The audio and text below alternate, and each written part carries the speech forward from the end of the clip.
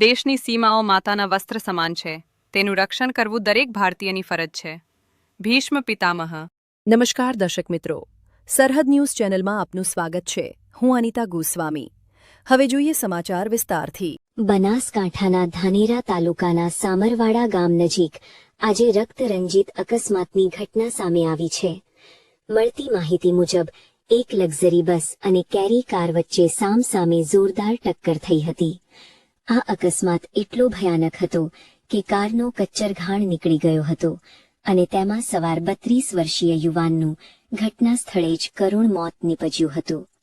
અકસ્માત થતાની સાથે જ આસપાસના લોકો દોડી આવ્યા હતા અને તાત્કાલિક ધાનેરા પોલીસને આ અંગે જાણ કરવામાં આવી હતી.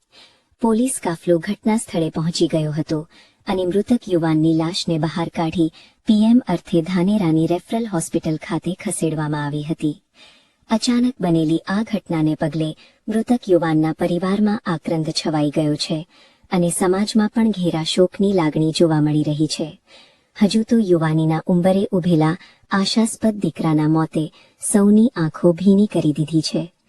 પોલીસે આ મામલે અકસ્માતનો ગુનો નોંધીને વધુ તપાસ હાથ ધરી છે અને લક્ઝરી બસના ચાલક સામે કાયદેસરની કાર્યવાહી કરવાની તજવીજ શરૂ કરી છે. હાઈવે પર સતત વધી રહેલા અકસ્માતોને લઈને સ્થાનિકોમાં પણ ચિંતા જોવા મળી રહી છે. આ અકસ્માતને કારણે થોડા સમય માટે ટ્રાફિક જામના દ્રશ્યો પણ સર્જાયા હતા, જેને પોલીસે હળવો કરાવ્યો હતો.